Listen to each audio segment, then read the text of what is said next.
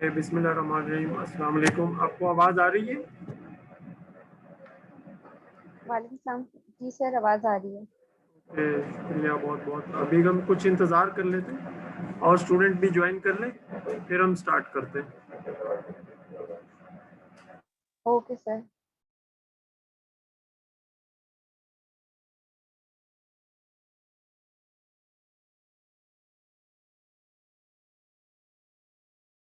Sir आपने paper check कर लिए?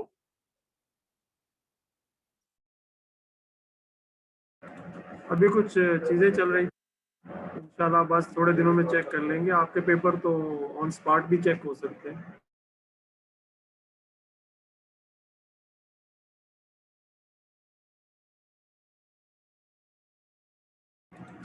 ओके, बिस्मिल्लाहिर्रहमानिर्रहीम। आज का सेशन हम स्टार्ट कर सकते हैं।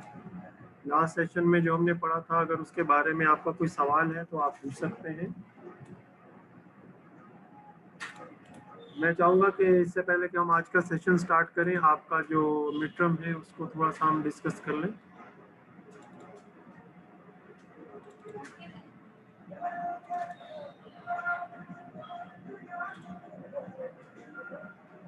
ओके, जो क्वेश्चन वन था ये इतना प्रॉब्लम नहीं था, ये तो किताब में से ही था। इसमें एक्सप्लेन जनरल लर्निंग एजेंट, और इसमें चूँकि आप अपने फाइनल ईयर प्रोजेक्ट पे काम कर रहे हैं तो आपने बताना था कि जो जनरल लर्निंग एजेंट है, इसमें जो कंसेप्ट है ये कैसे आप अपने फाइनल ईयर प्रोजेक्ट में इनकॉर्पोरेट कर सकते हैं। यानी आप अपने फाइनल ईयर प्रोजेक्ट को एक लर्निंग डिवाइस की सूरत में कैसे कन्वर्ट कर सकते हैं। तो ये आइडियाज़ हैं, ये सही या गलत हो सकते हैं, ऐसा कोई इसमें इशू नहीं है। तो आपके आंसर बाद आइडिया हो जाएगा कि कैसा आप लोगों का वो है। सेकंड क्वेश्चन जो था ये भी आसान था, बहुत मुश्किल नहीं था। इसमें एक जनरल सर्च है और एक बेस्ट फर्स्ट सर्च है। मैकेनिज्म इस पे अप्लाई करने थे। जो जनरल सर्च है वो तो एक पॉइंट से जब स्टार्ट होगी, वो जब एक पॉइंट से स्टार्ट होगी तो वो तमाम डायरेक्शंस में जाएगी। इसी तरीके से जो है वो इस डायरेक्शन में दूसरे इंस्टेंस में इस तरीके से जो वो जाएगी और हर डायरेक्शन में वो चलती चली जाएगी। तो आप देख रहे हैं कि इसमें ये वाला पाथ जो है ऑटोमेटिकली, सॉरी ये वाला नहीं, दूसरे वाला, ये वाला पाथ जो है ये आपको नजर आ जाएगा, जिसमें नंबर ऑफ नोड्स जो है ये कम होंगे, यानी दरमियान में सिर्फ 2 ही नोड्स आ रही हैं। इससे ये जनरल सर तरफ हमें लेके जाएगी। ये किताब में ये सवाल हुआ है और अच्छे अंदाज में उन्होंने एक्सप्लेन किया है। जबकि जब बेस्ट फर्स्ट सर्च की हम बात करेंगे तो बेस्ट फर्स्ट सर्च जो है वो ये देखेगी कि यहाँ ये 3 जो उसके साथ लिंक है, इनमें सबसे स्मॉलर कौन सा है, तो वो उसकी तरफ चली जाएगी। फिर इस तरीके से और आगे चली जाएगी, फिर आगे चली जाएगी, फिर इस नोड पे जाके दोबारा देखेगी कि जो है वो बेस्ट कौन सा है, वो इस तरफ आएगी, फिर इस तरफ आएगी और इस तरीके से यहाँ पे पहुंचेगी। तो ये बेस्ट फर्स्ट सर्च का पाथ जो है वो यहाँ इस तरीके से होगा। और आप देख रहे हैं कि ये ज़रूरी नहीं है कि ये ऑप्टिमल सर्च हो। और जनरल सर्च जो है वो आप देखें उसमें नोड्स जो है उनकी तादाद कम है। और इसी तरीके से इसमें ये सवाल ये है कि क्या हम मज़ीद इम्प्रूव कर सकते हैं? जी जी बिल्कुल कर सकते हैं। अगर हम ए स्टार या कोई और ऐसी सर्च मैकेनिज्म लगाएं जो इनसे बेहतर हो, तो ये इसका एक सिंपल सा आंसर है। ज़्यादा मुश्किल सवाल नहीं था, लेकिन स्टूडेंट थोड़ा सा कंफ्यूज हो गए इसमें। सर आपने पेपर्स चेक नहीं किए अभी तक? पर अभी चेक नहीं हुआ। अभी जो है वो क्या नाम है, पहले तो पाकिस्तान इंजीनियरिंग काउंसिल का वो विजिट था, उसमें हमारा सारा टाइम जो है वो लग गया। उसके बाद इस वीक में जो है वो और भी मैं 7 सब्जेक्ट पढ़ा रहा हूँ इस वीक में, और सॉरी इस सेमेस्टर में। तो बाकी सब्जेक्ट्स के साथ भी तैयारी करनी पड़ती है। आपके सब्जेक्ट में इंशाल्लाह जल्दी नेक्स्ट क्लास से पहले ही चेक कर लूँगा। ठीक है, एक वीक पहले तो आपके एग्जाम हुए हैं, ठीक है सर। इंशाल्लाह हाँ तो चेक हो जाएंगे। अच्छा सर, जो पीसी वाले आए थे तो वो हमारे एक्रीडिएशन के चांसेस हैं क्या? वो मतलब तो आप उनके लोगों ने ऐसा लगता जो है। आप लोगों का जो इंटरेक्शन हुआ था उस पर डिपेंड करेगा ना। अगर आप लोगों ने शिकायतें लगाई तो वो फिर वो भुगतनी पड़ेंगी। नहीं नहीं सर, हमने कोई शिकायतें नहीं लगाई, हमें वाकई में वैसे भी टीचिंग से कोई प्रॉब्लम है ही नहीं।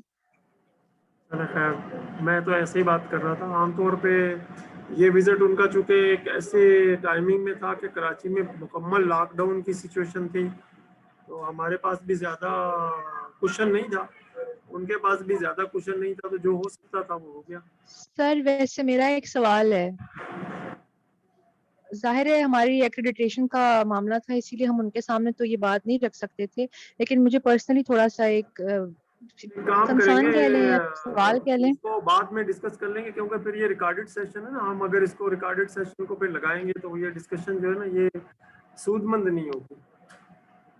जी सर, ठीक है सर। सर लेकिन ये थोड़ा जरूरी है तो मुझे जरूर चांस दीजिएगा कि मैं आपको बता सकूं। ओके, रिकॉर्डिंग ऑन हो गई है। इससे पहले जो सेशन था उसमें हमने एक एग्जांपल की मदद से जाना था कि कैसे जो है वो जो नॉलेज इंजीनियरिंग का प्रोसेस है उसको हम यूज़ करते हैं, और एक सिंपल एग्जांपल की मदद से और सेट की जो नोटेशन है उसकी मदद से हमने ये जाना था कि कैसे जो है वो नॉलेज बेस और इन्फरेंस जो है वो बनाते हैं, और जो डिफरेंट क्वेश्चंस हैं किस तरीके से वो उनको लिखा जाता है और कैसे उनको जो है वो वेरीफाई किया जाता है। यहाँ पे हम बात करेंगे अनसर्टन इन्वायरमेंट की। थोड़ा सा इसमें एक छोटी सी डिटेल है, अगर हम उसको देख लें तो बहुत अच्छा रहेगा। अगर हम बात करें लॉजिक की,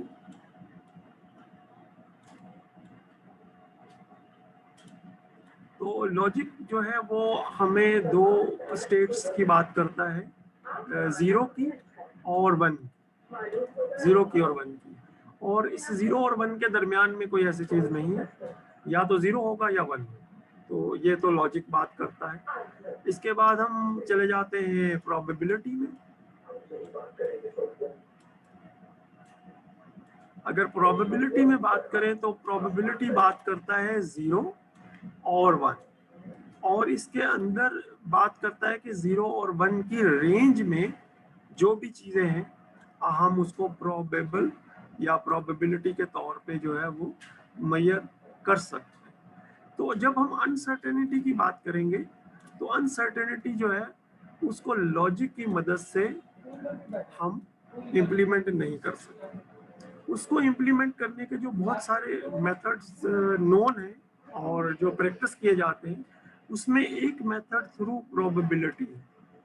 इसका मतलब ये हुआ कि जो अनसर्टन एजेंट जो अंडर अनसर्टनिटी पे हम काम करने के लिए डेवलप करेंगे, उसके अंदर हमें प्रोबेबिलिस्टिक बिहेवियर जो है वो इंक्लूड करना पड़ेगा। ये एक चीज जो है ना यहाँ पे थोड़ी सी जो है वो समझने वाली है। और प्रोबेबिलिटी ज़ीरो से लेके वन के दरमियान में, ज़ीरो से लेके वन के दरमियान में बेशुमार नंबर आते हैं। दो तीन एग्जांपल ले लेते हैं, जैसे पाई है। पाई को अगर हम डिवाइड कर लें किसी एक ऐसे नंबर के साथ ताकि वो ज़ीरो और वन के दरमियान उसकी वैल्यू आ जाए, लेट्स से 4 के साथ हम इसको डिवाइड कर लेते हैं, तो ये वैल्यू जो है ये 0 और 1 के इंटरवल के दरमियान आ जाती है। इसी तरीके से अगर मैं 0.7 की बात करूं तो 0.7 जो है ये एक वैल्यू है जो 0 और 1 के अंडर, यानी 0 और 1 के दरमियान में आ सकता है। ठीक है, तो इस तरीके से जो है वो प्रोबेबिलिस्टिक एजेंट जो है, अब हम उसकी बात करेंगे। थोड़ा सा प्रोबेबिलिटी को रिवाइज भी करेंगे ताकि जो है वो हम इस चीज़ को देख सकें अनसर्टेनिटी के perspective. So agents in real world need to handle uncertainty. इसमें हम कुछ एग्जांपल्स भी देंगे there are some reasons behind it, because the environment is partially observable, and there are cases which are unknown or non-determined cases, and also there are some adversaries in the form of let's say accidents. जैसे कि किताब ने एक example दी है, उसमें उसने कहा है कि अगर एक रोबोट, वेल्डिंग रोबोट है, और वो कार का एक डोर वेल्ड करता है, और वो डोर जो है वो वेल्डिंग से पहले गिर जाता है, तो उस सूरत में क्या वो रोबोट कैपेबल है कि वो उस डोर को जमीन से पिक करके दोबारा उसकी जगह पे प्लेस करे, और जो सुपरवाइजर है उसको ईमेल या मैसेज करे कि यहाँ एक इवेंट हुआ है तो जिसमें दरवाजा जो है वो गिर गया था, और वो उसको फिक्स कर दे। तो ऐसे केसेस जो कि एक्सीडेंटल होते हैं, तो ये these are the some of the reasons. So there are many cases, जैसे मार्स मिशन है या अननोन प्लेसेस है, अगर किसी जगह अर्थक्वेक हुआ है और रोबोट को भेजा गया है कि वो लिविंग जो ऑब्जेक्ट्स हैं उनका सुराग लगाए और उनके बारे में जाने, then agent may never know for sure what state it is in now or where it will end up after a sequence of actions. So if this is the case, then we have to primarily facing a problem in which uncertainty is involved. So problem solving and logical agents handle uncertainty by keeping track of a belief state, which is known set of all possible word states. जैसे कि आपने देखा कि जब हमने बात की थी टिक टैक टो की, तो इसमें जो है वो तमाम जो स्टेट्स हैं वो ऑलरेडी मालूम है। इसी तरीके से जब हमने 8 पजल की बात की थी,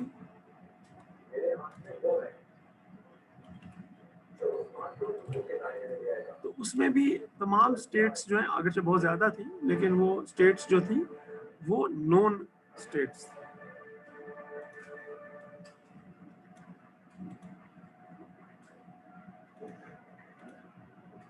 एक छोटी सी एग्जांपल यहाँ दी गई है कि डायग्नोसिंग ए डेंटल पेशेंट्स टूथेक, यानी दांत दर्द का जो उसको डायग्नोस करना कि दांत दर्द क्यों हो रहा है। So if we consider a simple rule कि टूथेक यानी दांत दर्द जो है ये पहले कैविटी, यानी टूथेक जो है ये इसका ताल्लुक कैविटी के साथ है,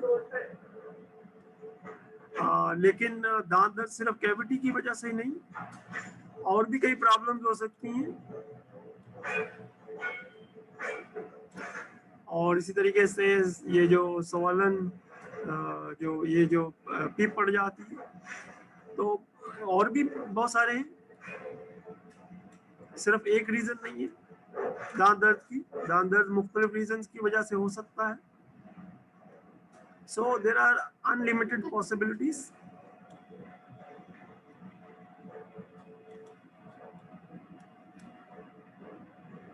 और अगर हम इसको टर्न कर लें और के कैविटी डेवलप होने के बाद दांत दर्द हुआ है, यानी अगर हम इसको रिवर्स कर लें कि पेशेंट ने दांत दर्द की शिकायत की थी और डॉक्टर ने कहा कि इसका ताल्लुक कैविटी से हो सकता है, और इसको उलट कर लें तो अब यह है वो क्या कैविटी ने दांत दर्द यानी कैविटी की वजह से दांत दर्द हुई है। तो अब देखिए इसमें फर्क है। ये वो चीज है जो कि डॉक्टर के पास पहुंचा पेशेंट कि मुझे दांत में दर्द हो रहा है, एक पॉसिबल रीजन उसकी कैविटी हो सकती है। लेकिन दूसरा केस आप देखें कि अब डॉक्टर ने क्या सोचा, क्या ये दर्द जो है ये कैविटी की वजह से है। If cavity leads to this toothache, तो this is the preview of doctor.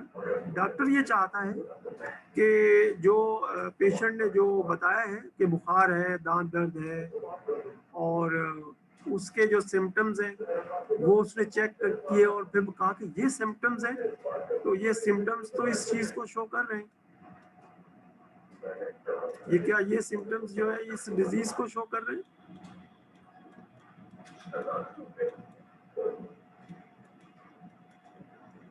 एक दफा उसको डिजीज का पता चल गया तो फिर वो उसके लिए जो रेमेडी है, जो कोर्स ऑफ एक्शन है, जो ट्रीटमेंट है, वो फिर आसानी से डायग्नोज कर सकते हैं। तो ये उसका प्रीव्यू है। So the connection between the toothache and cavities is not a strict logical sequence in either direction. So ये दोनों चीजें जो हैं, ये किसी भी चीज का solution यानी नहीं है, complete solution नहीं है। तो ये चीज तो हमें पता चल गया। अब हमें पता चल गया कि डॉक्टर की टास्क जो है ना वो इतनी आसान नहीं है। ओके, डिग्री ऑफ बिलीफ, ये कंसेप्ट हमने सीखना है, डिग्री ऑफ बिलीफ। अगर हम लॉजिक थ्योरी की बात करेंगे तो डिग्री ऑफ बिलीफ जो है वो या तो 0 होगी या 1 होगी। ठीक है, इसका मतलब एक छोटी सी एग्जांपल से समझ लेते हैं कि आम जो है वो गर्मियों के मौसम में आते हैं। तो गर्मियों में हमें आम यानी मार्केट में नजर आते हैं। तो अगर हम उनको 1 से लिंक कर लें और फिर देखें कि क्या सर्दियों में आम नजर आते हैं, तो हम फिर उसको 0 से लिंक कर लेंगे। तो ये डिग्री ऑफ बिलीफ है, एक सेंटेंस को हम लिंक कर सकते हैं 0 के साथ या 1 के साथ। तो प्रोबेबिलिटी थ्योरी में हम इसको एक इंटरवल की सूरत में ले सकते हैं, 0 और 1। यही चीज जो है ये हमने आपको स्टार्ट में जो पहली 1-2 स्लाइड थी उसमें हम आपसे बात कर रहे थे। So 0 means for sentences that are certainly false, यानी ये तो फॉल्स के लिए 0 लिखेंगे, और अगर यकीनी तौर पे वो ट्रू है, सर्टेनली ट्रू, तो हम 1 लिखेंगे, और जो चीज भी उसके बीच में होगी वो फिर उसके मुताबिक उसकी डिग्री बनेगी। ठीक है, 0.3 डिग्री ऑफ बिलीफ 0.3, 0.7। एक छोटी सी एग्जांपल यहाँ नीचे दी है। So a probabilistic agent have numerical degree of belief in the range 0 to 1। एक एग्जांपल है, probably patient has cavity given her she or he has toothache is 0.8। ठीक है, ये एक ऐसे एक एग्जांपल दी है कि प्रोबेबिलिटी जो है वो 0.8 है कि अगर किसी पेशेंट में कैविटी है तो सूरत में दांत दर्द हो रहा है। कैविटी या तो उसको नजर आ जाएगी, जैसे फॉर एग्जांपल अब तो डायग्नोस्टिक बहुत अच्छे हो गए हैं डेंटल के, तो दांत खोल के और उसके अंदर वो मिरर से और डिजिटल डिस्प्ले से वो कैविटी देख लेते हैं। एक और तरीका भी होता है कि जो है वो डॉक्टर अपना इंस्ट्रूमेंट दांत के करीब लेके जाता है, और अगर वो इंस्ट्रूमेंट दांत में फंस जाए, कैच हो जाए, तो उस सूरत में उसको पता चल जाता है कि यहाँ पे कैविटी मौजूद है। इसके बाद हम बात करते हैं डिसीजन थ्योरी की और यूटिलिटी थ्योरी की। देखिए, प्रोबेबिलिटी थ्योरी जो है it assigns degree of belief between 0 and 1। ये अभी हम पढ़ के आए, इसी को रिपीट कर रहे हैं। इसी तरीके से यूटिलाइजेशन यानी कोई चीज कितनी इस्तेमाल होती है, या यूजफुलनेस, अगर इसको भी हम एक डिग्री असाइन कर दें, जो कि हर स्टेट को हम असाइन कर सकते हैं, तो that is the part of utility theory. So utility theory assign degree of usefulness and degree of utility to every state। Obviously ये भी probability के concept में और probability के context में है। So then we can define decision theory in the form of the addition of 2 theories। One theory is the probability theory and the other theory is the utility theory। So what is the fundamental idea behind this? The fundamental idea of decision theory is agent is rational if and only if it chooses action that yields highest expected utility averaged over all possible outcome of action। अगर मैं इसको simple अल्फाज में बताना चाहूँ तो मैं इस प्रोबेबिलिस्टिक एजेंट को लिंक कर रहा हूँ परफॉर्मेंस बेस्ड एजेंट के साथ, जो कि हमने जब जो है वो प्रॉब्लम सॉल्विंग एजेंट्स पढ़े थे, तो उसमें हमने एक एजेंट की कैटेगरी पढ़ी थी कि जो यूटिलिटी बेस्ड एजेंट्स हैं, जो क्या करते हैं कि अपनी यूटिलाइज मैक्सिमम करते हैं और वो उसको अपनी परफॉर्मेंस इम्प्रूव करने के लिए यूज करते हैं उस मैयर को। तो यहाँ प्रोबेबिलिटी को जो उसकी जो एजेंट है उसकी यूटिलाइजेशन या परफॉर्मेंस के साथ लिंक किया जा रहा है। तो जो कंसेप्ट हमने पहले पढ़े थे उनको एक दफा रिपीट करने की जरूरत है और एक दफा दोबारा से स्ट्रेंथन करने की जरूरत है। अब इसके बाद थोड़ा सा प्रोबेबिलिटी का रिव्यू है। प्रोबेबिलिटी अगर हम देखें तो सारी चीजें जो है वो स्टार्ट होती हैं एक सैंपल स्पेस के साथ, और इस सैंपल स्पेस को सिग्मा से रिप्रेजेंट करते हैं, और इस सिग्मा के अंदर कुछ मेंबर्स होते हैं जिनको हम एक्सपेरिमेंट्स कहते हैं या ऑब्जर्वेशंस कहते हैं या आउटकम्स कहते हैं, मुख्तलिफ नाम है, मैंने यहाँ मेंबर लिख दिया। तो जब हम इस मेंबर को जो कि इस सैंपल स्पेस का हिस्सा है, इसको अगर हम पी ऑफ डब्ल्यू की सूरत में लिखें तो ये इसकी प्रोबेबिलिटी बन जाए। जैसे फॉर एग्जांपल एक कॉइन है, हेड और टेल,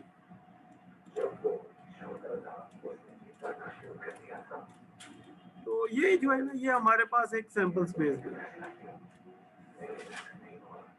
इसमें W जो है वो H भी हो सकता है, W जो है वो T भी हो सकता है। तो अगर मैं यहाँ P लिखूं, probability of W which is a head, तो मैं यहाँ लिख सकता हूँ दैट इज इक्वल टू, अगर आपको याद हो तो क्या होगी, कोई बता सकता है जी? सिंगल टॉस क्या प्रोबेबिलिटी होगी हेड की जी? Any student? 0.5। 0.5, very good. ये कौन, किसने आंसर दिया है? सर मैंने उम्मीद का। उम्मे ने दिया, ओके वेरी गुड, आपको याद है प्रोबेबिलिटी। ओके, इसके साथ जो है वो कुछ और भी एग्जांपल दी जा सकती हैं, लेकिन चूंकि टाइम हमारे पास इतना नहीं है तो नो प्रॉब्लम। और दूसरी चीज जो है वो ये जो है कि जितनी भी प्रोबेबिलिटी है वो अगर हम ऐड कर लें तो वो 1 हो जाएंगे। तो इसका मतलब है कि अगर टेल की भी प्रोबेबिलिटी निकालें तो 0.5 होगी, और सम प्रोबेबिलिटीज का कर लेंगे तो वो 1 हो जाएगा। ठीक है, मैं इसको यहाँ लिख देता हूँ, प्रोबेबिलिटी ऑफ टेल is 0.5 और probability of sum is equal to probability of tail and head, that is equal to 1। ठीक है, ये वाला जो नीचे लिखा हूँ ये क्लियर हो गया। तो ये प्रोबेबिलिटी थ्योरी का बिल्कुल बेस है, यहाँ से प्रोबेबिलिटी थ्योरी जो है ना वो स्टार्ट होती है। ठीक है, यहाँ से प्रोबेबिलिटी थ्योरी जो है वो स्टार्ट होती है। ये आप पढ़ चुके हैं पहले भी, और उम्मीद है आपने बहुत अच्छा पढ़ा होगा। हम थोड़ा सा उसी कंसेप्ट को जो है वो यूज करेंगे। तो घबराना नहीं, इसमें जो है वो आपको अगर कोई दुश्वारी आए तो आप जस्ट प्रोबेबिलिटी थ्योरी को रिवाइज करें, किताब में भी बहुत अच्छा लिखा है। Okay, so there is also one thing which is called conditional probability and another thing which is, अगर हम conditional probability को देखें तो probability of A such that B already occurred is equal to probability of both A B, यानी joint probability, and divided by the probability of B। ये formula है conditional probability का। तो अगर हम कहेंगे प्रोबेबिलिटी ऑफ दांत का दर्द जो है,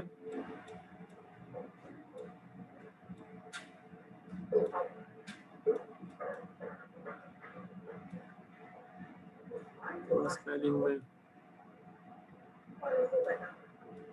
ठीक है, दांत दर्द की प्रोबेबिलिटी, जबकि हमें पता है कि कैविटी है दांत में,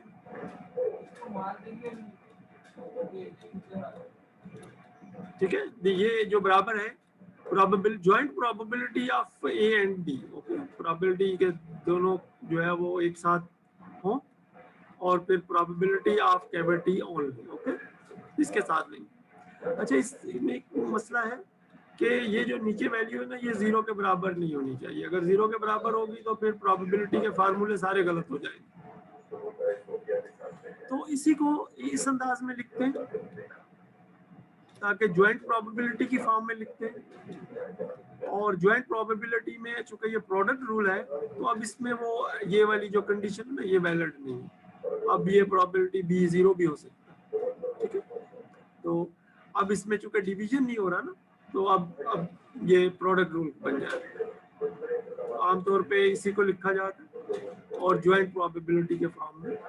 और अगर दो चीजें हमें मालूम हो इसमें, यानी ज्वाइंट प्रोबेबिलिटी का पता हो और प्रोबेबिलिटी ऑफ बी का पता हो, तो हम कंडीशनल प्रोबेबिलिटी मालूम कर सकते हैं।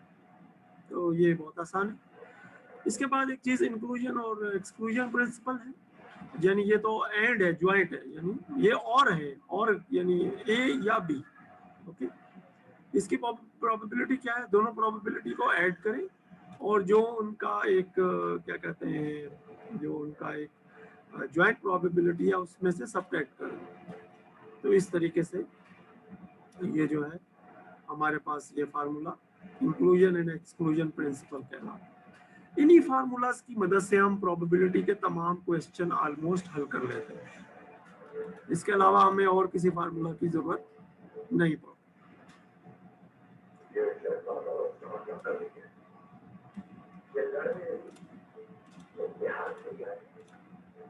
ओके, अब एक छोटी सी एग्जांपल कर लेते हैं और इस एग्जांपल को थोड़ा सा समझना जरूरी है। Okay, so A domain consisting of just the 3 variables, और जो वेरिएबल है वो क्या है, दांत का दर्द है, कैविटी है और कैच है। कैच का मतलब वो जो डेंटिस्ट का जो स्टील प्रोब है ना, it catches in the tooth. So अगर इनके ये जो टी कैपिटल है और सी कैपिटल है और इसी तरीके से ये सी कैपिटल, अगर स्मॉल में लिखेंगे ना तो वो एक इंस्टेंस बन जाएगा। अगर कैपिटल में लिखेंगे ना तो इसका मतलब है कि मल्टीपल इंस्टेंस हो सकते हैं। इस चीज को किताब में बहुत अच्छे अंदाज में एक्सप्लेन किया गया है।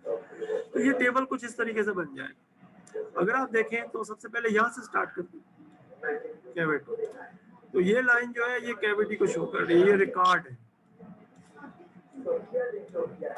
और ये नीचे जो रिकॉर्ड शो कर रहा है ये कैविटी के ना होने को, नॉट कैविटी। ये जो चीज है ना ये कहलाती है नॉट।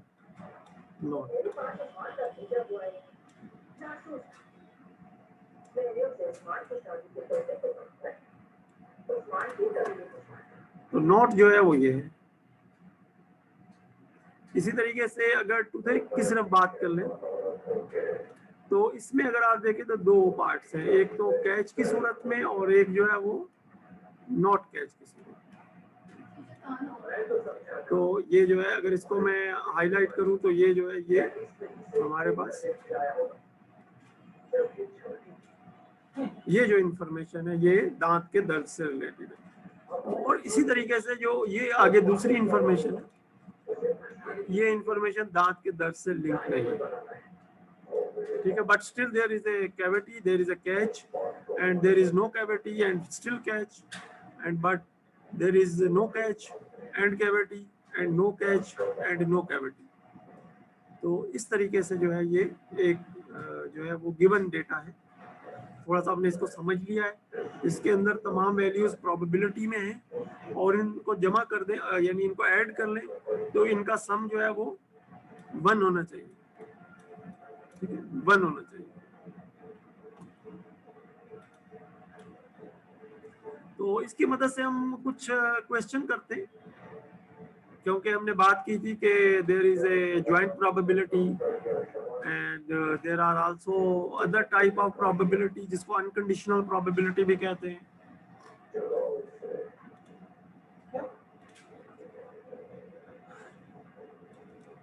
ओके, यहाँ पे जो है, यहाँ पे मालूम किया गया है कि probability of cavity and toothing, cavity and toothing जो है यानी दांत का दर्द, इसकी ज्वाइंट प्रोबेबिलिटी क्या है? तो ज्वाइंट प्रोबेबिलिटी के लिए पहले तो हमने कैविटी को अंडरलाइन कर लिया। देखिए कैविटी को हमने अंडरलाइन कर लिया, ये कैविटी की रिकॉर्ड है, ये सारा रिकॉर्ड जो ये कैविटी का है, और टूथेज का रिकॉर्ड हमने आइडेंटिफाई कर लिया, ये जो है ये टूथेज का रिकॉर्ड है। ठीक हो गया। तो इसके अंदर जितनी भी वैल्यूज लिखी हो उन सबको ऐड कर दें, 0.18 को ऐड कर दें, 0.012 को ऐड कर लें, 0.072 को ऐड कर लें, 0.0008 को ऐड कर लें, 0.016 को ऐड कर लें, 0.064 को ऐड कर लें, और इन सब को ऐड कर लें तो ये एक वैल्यू आ जाएगी हमारे पास जो कि ज्वाइंट प्रोबेबिलिटी होगी इन दो